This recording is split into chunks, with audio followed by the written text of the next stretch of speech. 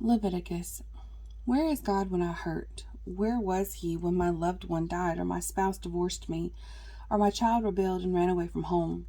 Where was God when I lost my job, or lost my home, or lost my faith? Lord, if you had been here, this would not have happened. But God was here. He is always here. That message is clear throughout the Bible and crystal clear in Leviticus. God is here with us at all times, but where are we?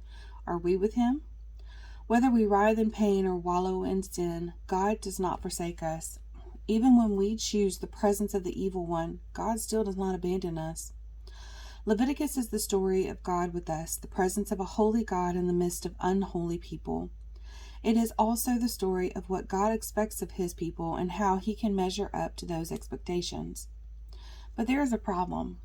God calls us to be holy in Leviticus 19:1-2. But we realize, and he realizes, that even at our best, we fall far short of his glory and holiness. It seems almost impossible to reconcile a holy God and an unholy people. Through the elaborate systems of sacrifice, we learn about forgiveness, atonement, reconciliation, and redemption. Before God sent his son Jesus into the world, this was the way that God had provided for sinful people to know a holy God and to walk with him daily.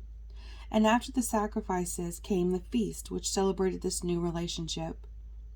The sacrifices were a foretaste of a much greater sacrifice to come, the offering of Jesus on the cross for our sins, so that we can be renewed, restored, cleansed, and forgotten once and for all. And we can celebrate almost as if we were mingling in the great feasts and festivals of the past. Linger in Leviticus. Recommit yourself to becoming more holy so that you can better worship our holy God. Read with the knowledge that this was not God's final word on how we can have fellowship with him. Remember the glorious message of the gospel of God's Son and forgiveness he brings. And finally, celebrate God's constant presence with us through the Holy Spirit. He dwells within every believer. Procedures for the Burnt Offering, Chapter 1. The Lord called to Moses from the tabernacle and said to him, "Give the following instructions to the people of Israel. When you present an animal as an offering to the Lord, you may take it from your herd of cattle or your flock of sheep and goats. If the animal you present as a burnt offering is from the herd, it must be a male with no defects. Bring it to the entrance of the tabernacle so you may be accepted by the Lord. Lay your hand on the animal's head, and the Lord will accept its death in your place to purify you, making you right with him. Then slaughter the young bull in the Lord's presence, and Aaron's sons, the priests, will present the animal's blood by splattering it against all sides of the altar that stands at the entrance to the tabernacle. Then skin the animal and cut it into pieces. The sons of Aaron, the priest, will build a wood fire on the altar. They will arrange the pieces of the offering, including the head and fat, on the wood burning on the altar.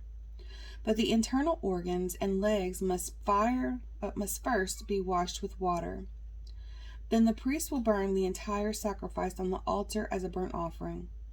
It is a special gift, a pleasing aroma to the Lord. If the animal you present as a burnt offering is from the flock, you may be either a sheep or a goat. But it must be a male with no defects. Slaughter the animal on the north side of the altar in the Lord's presence, and Aaron's sons, the priests, will splatter its blood against all sides of the altar.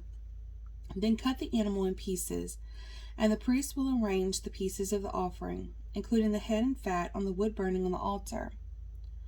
But the internal organs and the legs must first be washed with water. Then the priest will burn the entire sacrifice on the altar as a burnt offering. It is a special gift, a pleasing aroma to the Lord. If you present a bird as a burnt offering to the Lord, choose either a turtle dove or a young pigeon. The priest will take the bird to the altar, wring off its head, and burn it on the altar. But first he must drain its blood against the side of the altar. The priest must also remove the crop and the feathers, and throw them in the ashes on the east side of the altar. Then, grasping the bird by its wings, the priest will tear the bird open, but without tearing it apart. Then he will burn it as a burnt offering on the wood burning on the altar. It is a special gift, a pleasing aroma to the Lord. Sin.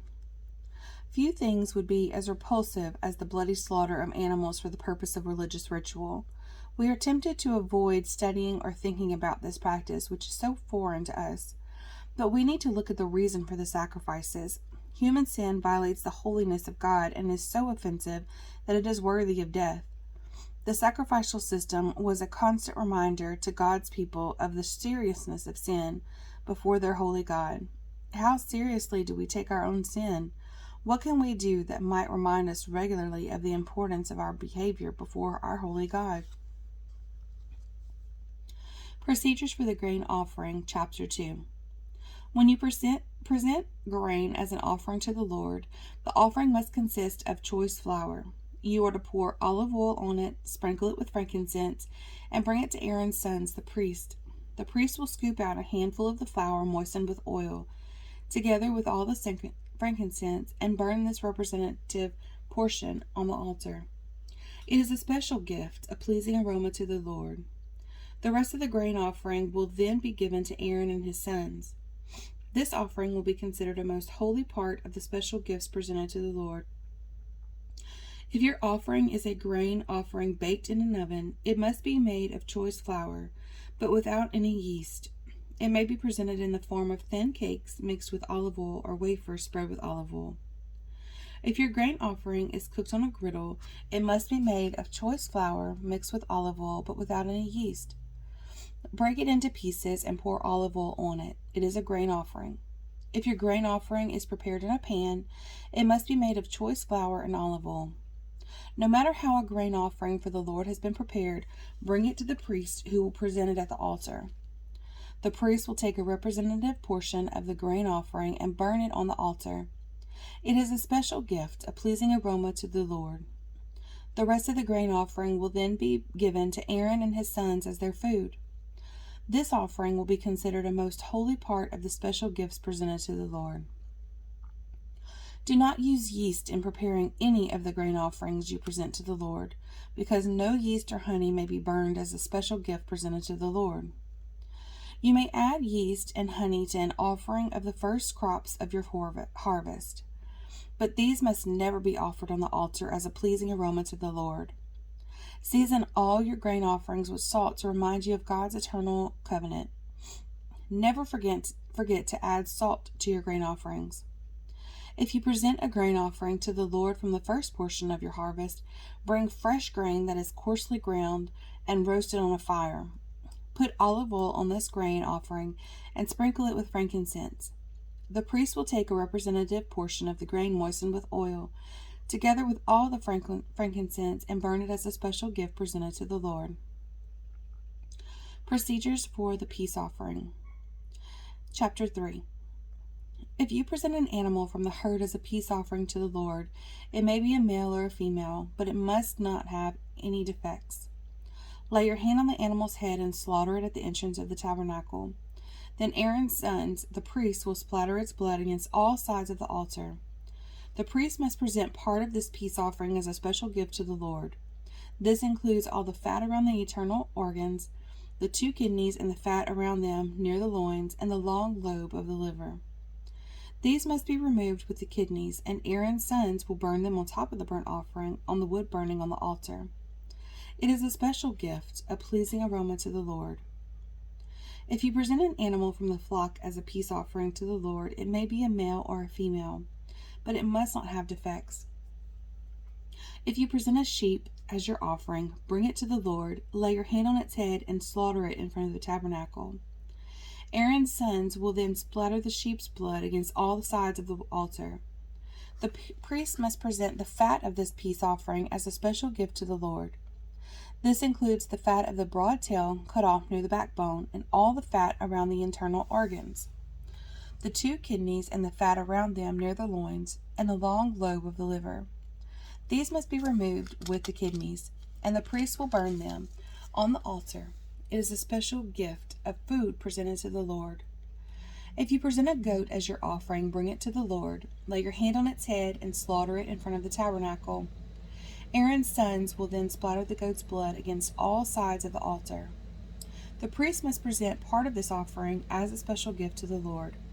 This includes all the fat around the internal organs, 2 kidneys, and the fat around them near the loins, and the long lobe of the liver. These must be removed with the kidneys, and the priest will burn them on the altar. It is a special gift of food, a pleasing aroma to the Lord. All the fat belongs to the Lord. You must never eat any fat or blood. This is a permanent law for you, and it must be observed from generation to generation, wherever you live. Peace in Leviticus 3, 1-17. Chapter 3, 1-17. What was the significance of the peace offering? To be at peace with God means to be reconciled to Him, to have sins forgiven, and to enjoy wonderful fellowship with Him. The peace offering, sometimes called the fellowship offering, was given to express gratitude to God and to seek to restore greater fellowship with Him. The peace offering and burnt offering were often given together, while the burnt offering focused on the seriousness of sin and the cost of obedience. The peace offering focused on the joy and happiness of fellowship that came as a result of obedience and restoration. Peace with God and others is the greatest gift we could hope for because it affects how we live now, as well as for eternity. And we can receive this gift of peace by believing that Jesus' ultimate sacrifice on the cross paid the penalty for our sins so that we can come into the very presence of God and be in relationship with Him. Then we can live every day with joy and gratitude for what He has done for us. Procedures for the sin offering, chapter 4.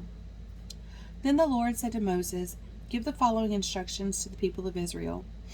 This is how you are to deal with those who sin unintentionally by doing anything that violates one of the Lord's commands. If the high priest sins, bringing guilt upon the entire community, he must give a sin offering for the sin he has committed. He must present to the Lord a young bull with no defects. He must bring the bull to the Lord of the entrance of the tabernacle, lay his hand on the bull's head, and slaughter it before the Lord. The high priest will then take some of the bull's blood into the tabernacle, dip his finger in the blood, and sprinkle it 7 times before the Lord, in front of the inner curtain of the sanctuary. The priest will then put some of the blood on the horns of the altar for fragrant incense that stands in the Lord's presence inside the tabernacle. He will pour out the rest of the bull's blood at the base of the altar for burnt offerings at the entrance of the tabernacle. Then the priest must remove all the fat of the bull to be offered as a sin offering. This includes all the fat around the internal organs, the 2 kidneys, and the fat around them near the loins, and the long lobe of the liver. He must remove these along with the kidneys, just as he does with cattle offered as a peace offering, and burn them on the altar of burnt offerings. But he must take whatever is left of the bullet's hide, meat, heart, head, legs, internal organs, and dung, and carry it away to a place outside the camp that is ceremonially clean, the place where the ashes are dumped. There, on the ash heap, he will burn it on a wood fire. If the entire Israelite community sins by violating one of the Lord's commands, but the people don't realize it, they are still guilty. When they become aware of their sin, the people must bring a young bull as an offering for their sin and present it before the tabernacle. The elders of the community must then lay their hands on the bull's head and slaughter it before the Lord. The high priest will then take some of the bull's blood into the tabernacle, dip his finger in the blood, and sprinkle it 7 times before the Lord in front of the inner curtain. He will then put some of the blood up on the horns of the altar for fragrant incense that stands in the Lord's presence inside the tabernacle. He will pour out the rest of the blood at the base of the altar for burnt offerings at the entrance of the tabernacle. Then the priest must remove all the animal's fat and burn it on the altar, just as he does with the bull offered as a sin offering for the high priest. Through this process, the priest will purify the people, making them right with the Lord, and they will be forgiven. Then the priest must take what is left of the bull and carry it outside the camp and burn it there, just as is done with the sin offering for the high priest. This offering is for the sin of the entire congregation of Israel. If one of Israel's leaders sins by violating one of the commands of the Lord his God but doesn't realize it, he is still guilty. When he becomes aware of his sin, he must bring as his offering a male goat with no defects. He must lay his hand on the goat's head and slaughter it at the place where burnt offerings are slaughtered before the Lord. This is an offering for his sin. Then the priest will dip his finger in the blood of the sin offering and put it on the horns of the altar for burnt offerings. He will pour out the rest of the blood at the base of the altar. Then he must burn all the goat's fat on the altar, just as he does with the peace offering. Through this process, the priest will purify the leader from his sin, making him right with the Lord, and he will be forgiven.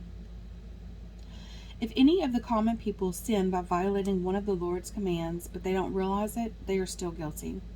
When they become aware of their sin, they must bring as an offering for their sin a female goat with no defects.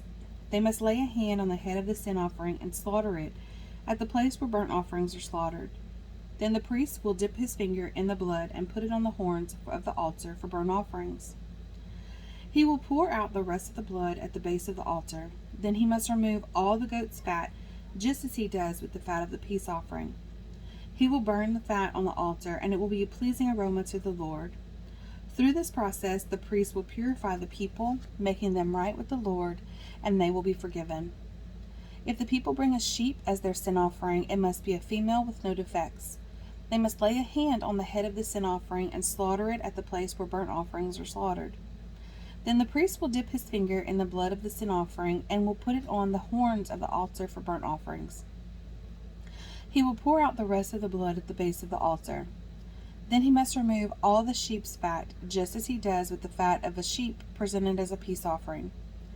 He will burn the fat on the altar on top of the special gifts presented to the Lord. Through this process, the priest will purify the people from their sin, making them right with the Lord, and they will be forgiven. Sins requiring a sin offering. Chapter 5. If you are called to testify about something you have seen or that you know about, it is sinful to refuse to testify, and you will be punished for your sin. Or suppose you unknowingly touch something that is ceremonially unclean, such as a carcass of an unclean animal. When you realize what you have done, you must admit your defilement and your guilt. This is true whether it is a wild animal, a domestic animal, or an animal that scurries along the ground. Or suppose you unknowingly touch something that makes a person unclean. When you realize what you have done, you must admit your guilt. Or suppose you make a foolish vow of any kind, whether its purpose is for good or for bad. When you realize its foolishness, you must admit your guilt. When you become aware of your guilt in any of these ways, you must confess your sin. Then you must bring to the Lord as a penalty for your sin a female from the flock, either a sheep or goat. This is a sin offering with which the priest will purify you from your sin, making you right with the Lord. But if you cannot afford to bring a sheep, you may bring to the Lord 2 turtle doves or 2 young pigeons as the penalty of your sin. One of the birds will be for a sin offering and the other for a burnt offering. You must bring them to the priest, who will present the first bird as the sin offering. He will wring its neck, but without severing its head from the body. Then he will sprinkle some of the blood of the sin offering against the sides of the altar, and the rest of the blood will be drained out of the base of the altar. This is an offering for sin. The priest will then prepare the second bird as a burnt offering, following all the procedures that have been prescribed. Through this process, the priest will purify you from your sin, making you right with the Lord, and you will be forgiven. If you cannot afford to bring 2 turtle doves or 2 young pigeons, you may bring 2 quarts of choice flour for your sin offering. Since it is an offering for sin, you must not moisten it with olive oil or put any frankincense on it. Take the flour to the priest. You will scoop out a handful as a representative portion. He will burn it on the altar on top of the special gifts presented to the Lord. It is an offering for sin. Through this process, the priest will purify those who are guilty of any of these sins, making them right with the Lord, and they will be forgiven. The rest of the flour will belong to the priest, just as with the grain offering. Procedures for the guilt offering. Then the Lord said to Moses, "If one of you commits a sin by unintentionally defiling the Lord's sacred property, you must bring a guilt offering to the Lord. The offering must be your own rams with no defects, or you may buy one of equal value with silver, as measured by the weight of the sanctuary shekel. You must make restitution for the sacred property you have harmed by paying for the loss. plus an additional 20%. When you give the payment to the priest, he will purify you with the ram sacrificed as a guilt offering, making you right with the Lord, and you will be forgiven. Suppose you sin by violating one of the Lord's commands. Even if you are unaware of what you have done, you are guilty and will be punished for your sin. For a guilt offering, you must bring to the priest your own ram with no defects, or you may buy one of equal value. Through this process, the priest will purify you from your unintentional sin, making you right with the Lord, and you will be forgiven. This is a guilt offering, for you have been guilty of an offense against the Lord. Sins requiring a guilt offering, chapter 6. Then the Lord said to Moses, "Suppose one of you sins against your associate and is unfaithful to the Lord. Suppose you cheat in a deal involving a security deposit, or you steal or commit fraud, or you find your lost property and lie about it, or you lie while swearing to tell the truth, or you commit any other such sin. If you have sinned in any of these ways, you are guilty. You must give back whatever you stole, or the money you took by extortion, or the security deposit, or the lost property you found, or anything obtained by swearing falsely. You must make restitution by paying the full price plus an additional 20% to the person you have harmed. On the same day, you must present a guilt offering. As a guilt offering to the Lord, you must present to the priest your own ram with no defects, or you may buy one of equal value. Through this process, the priest will purify you before the Lord, making you right with him, and you will be forgiven for any of the sins you have committed. Further instructions for the burnt offering. Then the Lord said to Moses, "Give Aaron and his sons the following instructions regarding the burnt offering. The burnt offering must be left on top of the altar until the next morning, and the fire on the altar must be kept burning all night. In the morning, after the priest on duty has put on his official linen clothing and linen undergarments, he must clean out the ashes of the burnt offering and put them beside the altar. Then he must take off these garments, change back into his regular clothes, and carry the ashes outside the camp to a place that is ceremonially clean. Meanwhile, the fire on the altar must be kept burning. It must never go out. Each morning, the priest will add fresh wood to the fire and arrange the burnt offering on it. He will then burn the fat of the peace offerings on it. Remember, the fire must be kept burning on the altar at all times. It must never go out." Further instructions for the grain offering. These are the instructions regarding the grain offering. Aaron's sons must present this offering to the Lord in front of the altar. The priest on duty will take from the grain offering a handful of the choice flour moistened with olive oil, together with all the frankincense. He will burn the representative portion on the altar as a pleasing aroma to the Lord. Aaron and his sons may eat the rest of the flour, but it must be baked without yeast and eaten in a sacred place within the courtyard of the tabernacle. Remember, it must never be prepared with yeast. I have given it to the priests as their share of the special gifts presented to me. Like the sin offering and the guilt offering, it is most holy. Any of Aaron's male descendants may eat from the special gifts presented to the Lord.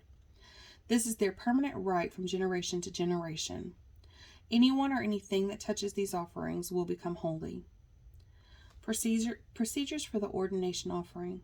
Then the Lord said to Moses, "On the day Aaron and his sons are anointed, they must present to the Lord the standard grain offering of 2 quarts of choice flour, half to be offered in the morning and half to be offered in the evening. It must be carefully mixed with olive oil and cooked on a griddle. Then slice this grain offering and present it as a pleasing aroma to the Lord. In each generation, the high priest who succeeds Aaron must prepare the same offering. It belongs to the Lord and must be burned up completely. This is a permanent law. All such grain offerings of a priest must be burned up entirely. None of it may be eaten." Further instructions for the sin offering. Then the Lord said to Moses, "Give Aaron and his sons the following instructions regarding the sin offering. The animal given as an offering for sin is a most holy offering, and it must be slaughtered in the Lord's presence at the place where the burnt offerings are slaughtered. The priest who offers the sacrifice as a sin offering must eat his portion in a sacred place within the courtyard of the tabernacle. Anyone or anything that touches the sacrificial meat will become holy. If any of the sacrificial blood splatters on a person's clothing, the soiled garment must be washed in a sacred place. If a clay pot is used to boil the sacrificial meat, it must then be broken. If a bronze pot is used, it must be scoured and thoroughly rinsed with water. Any male from a priest's family may eat from this offering. It is most holy. But the offering for sin may not be eaten if its blood was brought into the tabernacle as an offering for purification in the holy place. It must be completely burned with fire.